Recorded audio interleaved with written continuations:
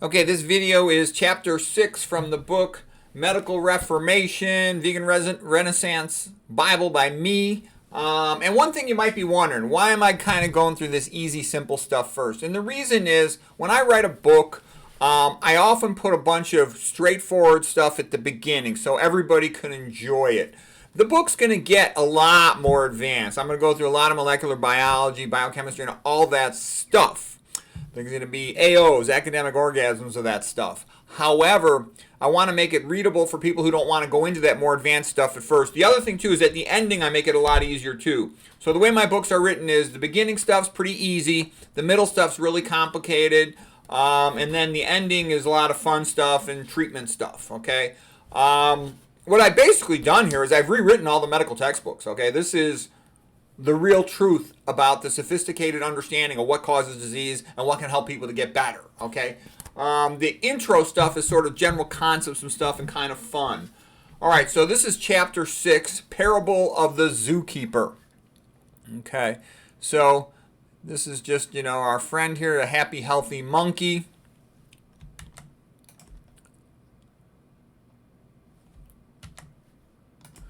Once upon a time, the zookeeper for the herbivore monkeys went on vacation. A medical doctor agreed to moonlight at the zoo, figuring his experience with talking primates would serve him well. Unbeknownst to the doctor, the new commissary intern had been feeding the monkeys the same diet as the jaguars, known as the Jagoff diet. The herbivore monkeys got sick, and they were too tired to climb the plastic trees in their cage. Paradoxically, the female monkeys seemed happier because the male monkeys were no longer trying to mount them. The MD gave them pill after pill, which slowed things down a bit, but the monkeys kept getting sicker. It took 2 pills to control the monkeys' high cholesterol and 3 pills to control the monkeys' hypertension. The MD also ordered an endocrine consult for the monkeys' worsening diabetes.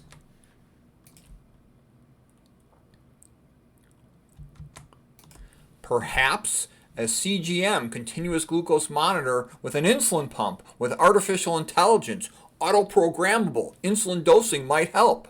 The MD also wisely consulted the cardiac surgeon to evaluate the monkeys for open heart surgery, for coronary artery bypass graft surgery, CABG. The surgeon went through the standard consent for CABG with the monkeys: graft occlusion, myocardial infarction, heart attack, chronic arrhythmia, permanent pacemaker, kidney failure, cognitive impairment due to postoperative hypotension, cognitive impairment due to atherosclerotic embolization to the brain causing stroke, death, painful death, multi-organ failure, and so on. The monkey was scheduled for the operating room the next day. That morning, the zookeeper returned from vacation. The operation was postponed.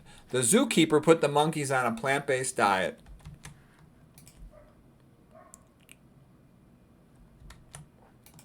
The monkeys came off all their pills.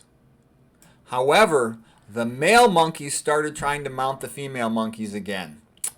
One of the female monkeys filed a complaint that the zookeeper was a misogynist. The zookeeper got fired. Then all the monkeys died. What was the zookeeper's name? Dr. Kempner. Yay! So here's Dr. Kempner. He was sort of the Andrew Huberman of his day. Just kidding. Dr. Kempner was a genius and a rock star of the health world, nutrition therapy world, a multimillionaire, very popular with the ladies. Supposedly he had his own little harem, and his house was connected by walkways to his babes. Yes, am I jealous of him? Totally. Okay, so he saw about 19,000 patients. Dr. McDougall said he's probably the best doctor who ever lived. He had incredible results. His book, his 2 books are available at drmcdougall.com. You can just read them there. I read both of them, what I could read. Some of it was in, like German or something. I couldn't read that. What else about him? The biography of him by Barbara Newborg is very good. She was a physician who worked with him. And he's got all these photos of reversing congestive heart failure, reversing diabetic retinopathy, hypertensive retinopathy, abnormal EKGs, patients losing over 100 pounds, numerous patients losing over 100 pounds. So anyways, it's kind of interesting, and good at maintaining kidney function. So, okay, that's it for this chapter. The parable of the zookeeper.